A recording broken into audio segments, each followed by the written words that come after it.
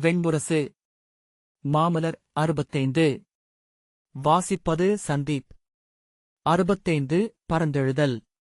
தேவயானியின் வருகையால் சர்மிஷ்டை அகங்குலைந்தது. அவள் முகத்தில், சொற்களில், நடையில், அனைத்திலும் வெளிப்பட்டது.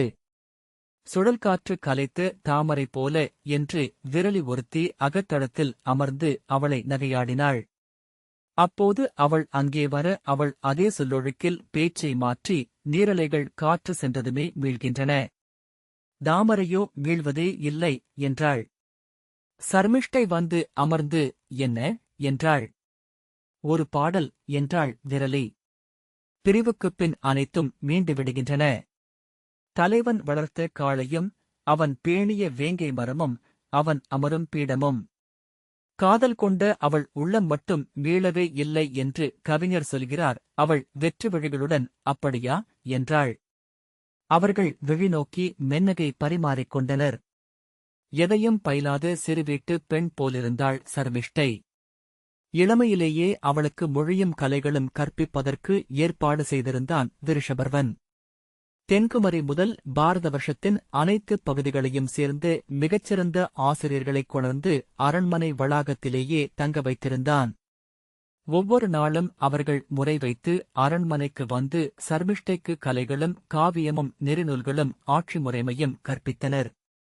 ஆனால் அவள் எதையுமே கற்றுக்கொண்டிருக்கவில்லை. ஒவ்வொரு அறிவும் அவளுக்கு வெறும் செய்திகளாகவே சென்று சேர்ந்தது. ஒரு செய்தி பிறிதொரு செய்தியை அழித்தது. இளவரசி, இவை செய்திகள் அல்ல, மொழியில் பதிந்த நிலமும் வாழ்க்கையும் என்று உணர்க. மொழியிலிருந்து நிலமாகவும் வாழ்வாகவும் உயிர் பெற்றெடுத்து அதில் வாழுங்கள். கற்றவை அழியும், வாழ்ந்து அறிந்தவையே மெய்மையென தங்கும் என்றார் காவிய ஆசிரியரான சுருதசாகரம் அஷ்டகர். ஒவ்வொரு நெறியும் கண்ணீரால் குருதியால் கண்டடையப்பட்டது. பெருங்கருணையால் வகுக்கப்பட்டு வாளேந்திய சினத்தால் நிலைநிறுத்தப்படுவது. அவ்வுணர்வுகளாக நெறிகளை அறியாதவர்களுக்கு நெறிகள் வெறும் மொழியலைகள் மட்டுமே. நெறியே மொழியாக அணுகுபவர் நெறியின்மையையே சென்றடைவர் என்றார் காமரூபத்து ஆசிரியரான மகாபத்மர். அவள் சிறுமியைப் போல மலர்ந்த விழிகளுடன் மாறா புன்னகையுடன் அமர்ந்திருப்பாள்.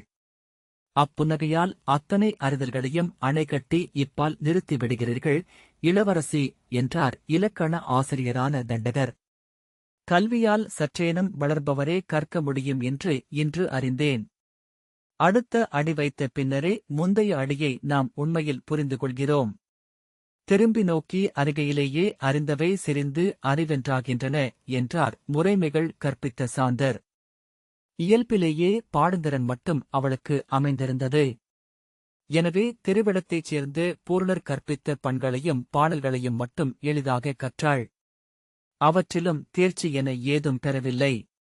உள்ளத்து உணர்வுகளை குரல் வழியாக வெளிப்படுத்தும் அடிப்படை பயிற்சிக்குப் பின்னர் அவ்வெளிப்பாடுகளின் ஒவ்வொரு அலகையும் ஒரு வண்ணமெனக் கொண்டு கலந்தும் மயங்கியும் அவற்றை வண்ண அடுக்குகளின் வெளியென்று ஆக்கும் திறன் நோக்கி செல்ல அவளால் இயலவில்லை. குயில் பாடுகிறது, அது குயில் பாட்டு என அன்றும் இன்றும் அப்படியே இருக்கிறது. மானுடனின் இசை ஒவ்வொரு கணமும் மாறுபடுகிறது, விழியசைவுகளைப் போல. ஒவ்வொருவரின் உருவையும் செலவையும் பதித்திருக்கிறது, கால்சுவடுகளைப் போல என்றார் பூர்ணர். இளவரசி, உணர்வுகளை நேரடியாக இசைப்பதே நாட்டுப்புற இசை. அதுவே இசையின் அடித்தளம். இசையின் ஒரு பகுதி குருதி போல, மூச்சு போல நம்முள் இருந்து ஊறுவது. ஆனால் பிறிதொரு பகுதி இக்காற்று போல, அப்பாறைகள் போல புறத்தே இலங்குவது. உள்ளிருப்பது புறமென்றாகி நின்றிருக்கும் விந்தையே இசை. புறம் திகழ்வது உள்ளமென ஆகும் மறுவிந்தையும் கூட என்றார் பூர்ணர். அவள் விழிவிரித்து நோக்கி அமர்ந்திருந்தாள்.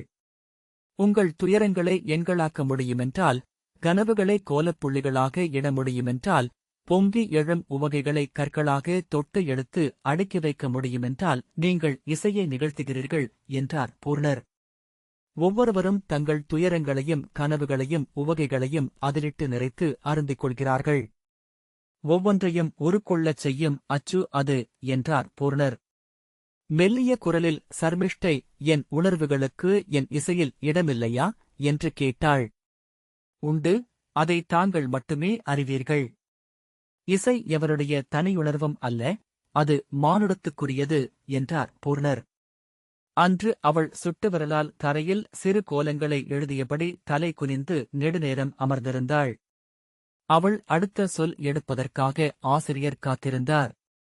பின்னர் அவள் விழிதூக்கி, என்னால் இசையையும் கற்றுக்கொள்ள முடியுமென்று தோன்றவில்லை, ஆசிரியரே.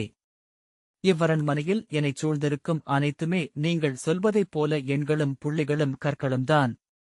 அலறல்களும் அழுகைகளும் நீள்மூச்சுகளும் கூட வெளிவந்ததுமே இங்கு அவ்வாறு ஆகிவிடுகின்றன. எனக்கென எஞ்சியிருப்பது இந்த இசை மட்டுமே.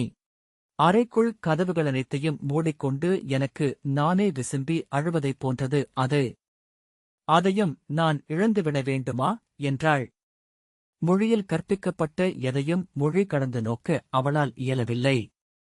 100 முறை அணியியல் கற்பிக்கப்பட்ட பின்னர் கூட மலர் மலரென்றும் தேனீ தேனீ என்றும் அதன் மீட்டல் வெறும் ஓசை என்றுமே அவளுக்குத் தெரிந்தது. ஒவ்வொன்றுக்கும் அடியில் உறைந்துள்ள ஒன்றை தொட்டுத் திறக்க தன்னால் இயலவில்லை என்று விரைவிலேயே உணர்ந்து கொண்டாள். ஒரு தேனீயை ஏன் யாழென்றும் பறக்கும் சுடர் என்றும் எண்ணிக்கொள்ள வேண்டும்? அது தேனீ என்றே இருந்தால் என்ன குறைந்துவிடப் போகிறது என்று அவள் கேட்டாள். 6 ஆண்டுகளாக அவளுக்கு காவியம் கற்பித்துக் கொண்டிருந்த அஷ்டகர் ஒரு கணம் அவளை நோக்கிய பின் சுவடிகளை மூடி கட்டி வைத்துவிட்டு, நன்று, முதல் கவிதை எழுதப்பட்ட நாள் முதல் கவிஞரிடம் கேட்கப்படும் கேள்வி இது. எக்கவிஞனும் இதற்கு நிலையான மறுமொழியை சொன்னதில்லை. ஏனென்றால் அவனும் அதே வினாவை தனக்குள் கேட்டுக்கொள்கிறான். இருந்தும் ஏன் அவன் கவிதை எழுதுகிறானென்றால் அவன் கவிஞன் என்பதனால், அவனால் எழுதாமலிருக்க இயலாதென்பதனால் என்றார். அவளுக்கு ஆடலும் அணிநடையும் கற்பிக்க வந்த கலிங்கத்து ஆட்டரான சீர்ஷர் உடலை உள்ளத்தால் அத்தனை இடுக்கிக் கொள்ள வேண்டியதில்லை, இளவரசி. அஞ்சும் அன்னை குரங்கு தன் சவலைக்குட்டியை என உங்களை நீங்களே அத்தனை அள்ளிப் பற்றியிருக்கிறீர்கள். ஒரு கணம் கூட உங்கள் தோள்களில் தன்னுணர்வில்லாமல் இருந்ததில்லை. உடலை மறந்திருங்கள்.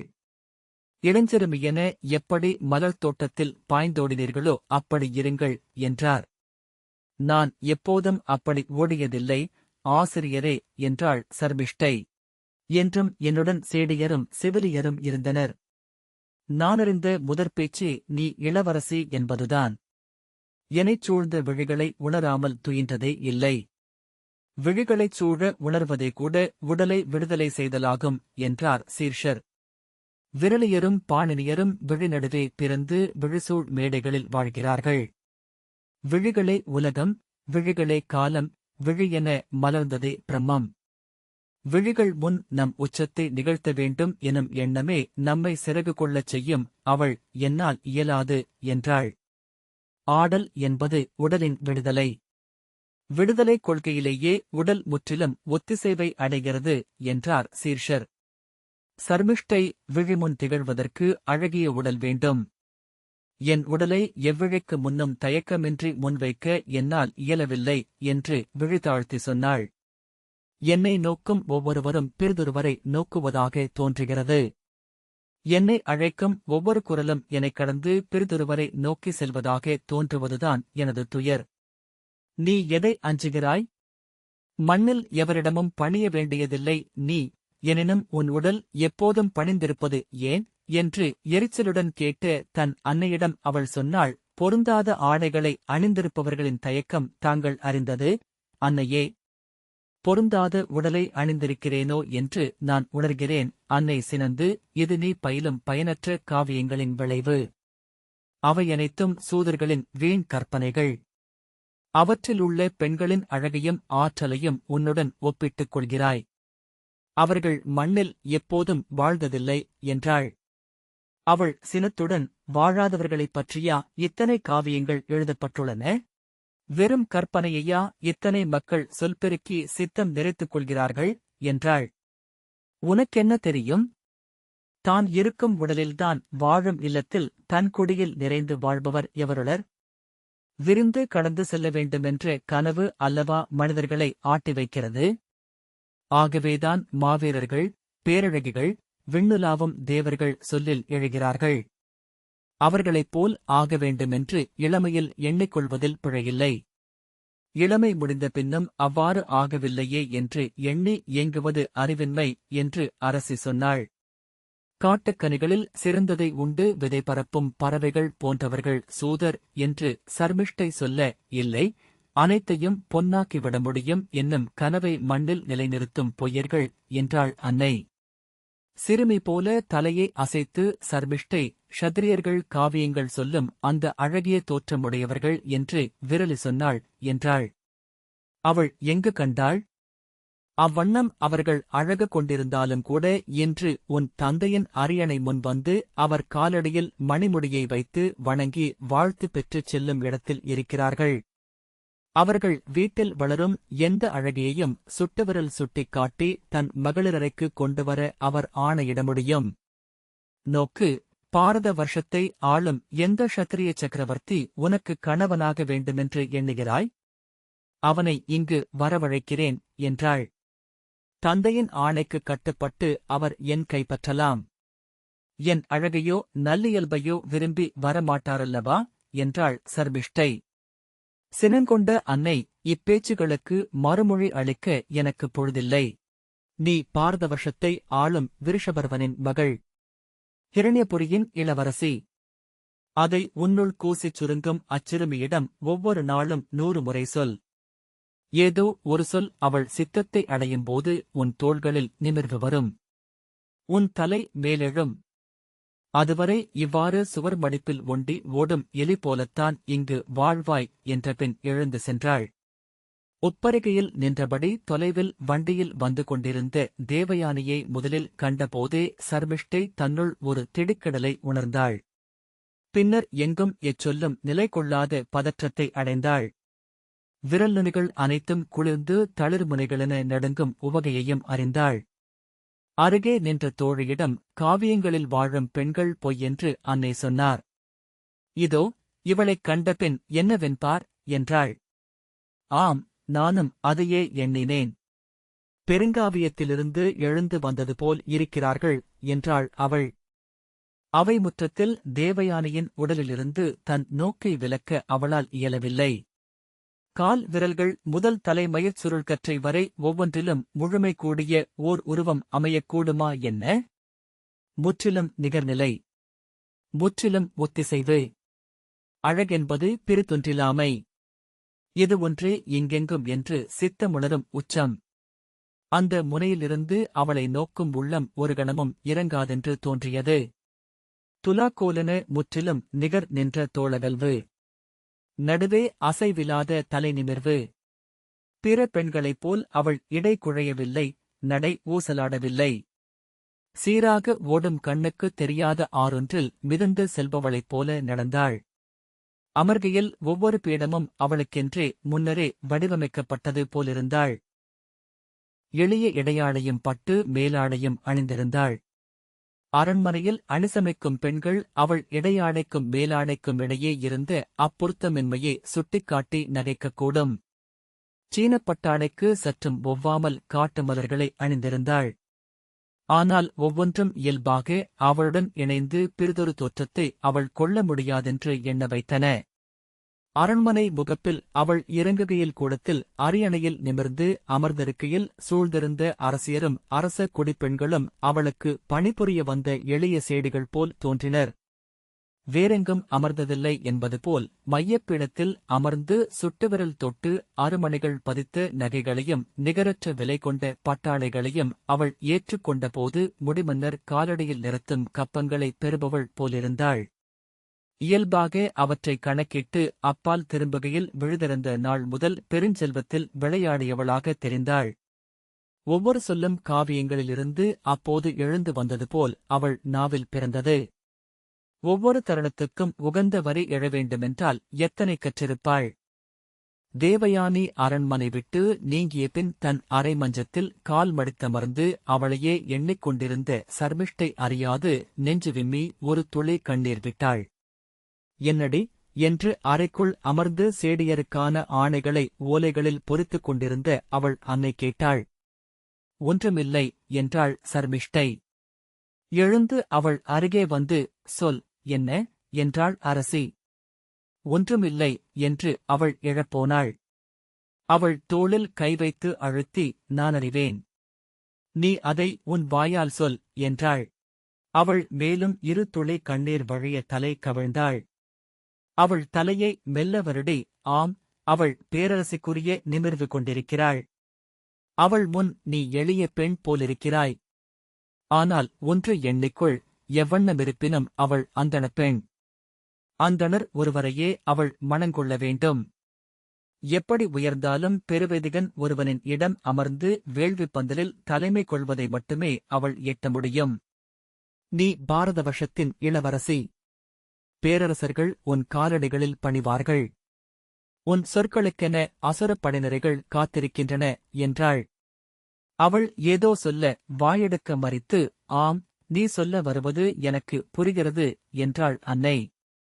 அவள் அருகே நிற்கையில் நீ பொருந்தாத உரு கொண்டவளாகத் தோன்றுகிறாய் அல்லவா? அருக இளையவளே, இப்புவியில் எவரும் எந்தச் செயலுக்குமென பிறந்து வரவில்லை. பூண்ட உருவை நடித்து முழுமை செய்பவர்களே இங்குள்ளவர் அனைவரும். அரசி என்று அமர்க. அரசி என்றாகுக்கு. அரசி என்றே அறியப்படுவாய், என்றாள். பின்னர் அவள் தோளை மெல்ல வருடி பிறிதொரு வழியில் எண்ணிப்பார். உன் தந்தைக்கு சுக்கிரர் அமைந்தது போல் உனக்கு இவள் அமைந்திருக்கிறாள். இவளுடன் சென்று சேர். இவளிடம் இருந்தே நூலையும் நெறியையும் கலையையும் நீ ஏன் கற்றுக்கொள்ளக்கூடாது, என்றாள். நானா?